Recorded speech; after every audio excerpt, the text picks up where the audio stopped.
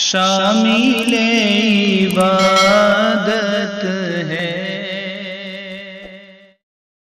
اب جمعہ کا دن شروع ہو جائے گا مغرب سے، تو حضرت گنگوہی رحمۃ اللہ علیہ فرماتے تھے کہ ہر مسلمان کو چاہیے کہ روزانہ 300 مرتبہ درود پاک پڑھیں، اور درود پاک میں اگر درود ابراہیمی پڑھے تو بہت ہی بڑھیا، اس سے بہتر تو کوئی چیز نہیں۔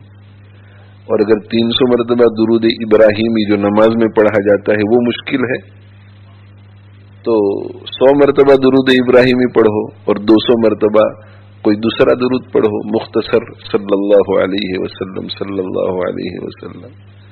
یہ بھی مشکل ہے تو 50 مرتبہ درود ابراہیمی، یہ بھی مشکل ہے تو شروع میں اور اخیر میں 3 مرتبہ درود ابراہیمی، جتنی مرتبہ پڑھا جا سکے، مگر ٹوٹل کوانٹٹی 300 درود پاک کا۔ حضرت گنگوہی رحمۃ اللہ علیہ فرماتے تھے کہ ہر مومن کو چاہیے کہ روزانہ 300 مرتبہ درود شریف پڑھے۔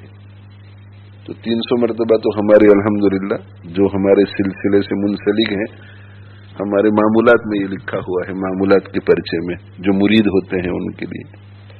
اور جمعہ کے دن جو ہے بڑھانا چاہیے، 500 کر دو، 700 کر دو، 900 کر دو، 1000 کر دو، 2000 کر دو۔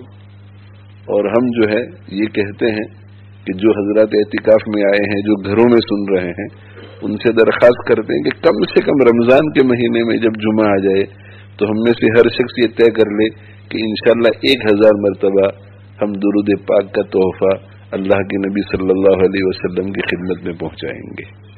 تو روزانہ 300، جمعہ کے دن بڑھ جانا چاہیے، جمعہ کے دن سورہ کہف بھی پڑھنی چاہیے، ٹھیک ہے بھائی؟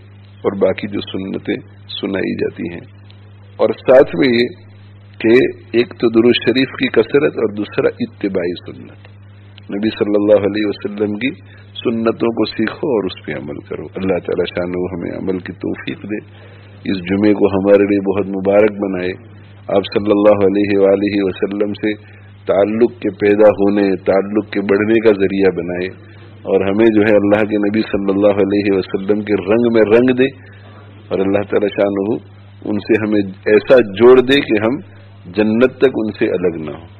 وآخر دعوانا الحمدللہ رب العالمین۔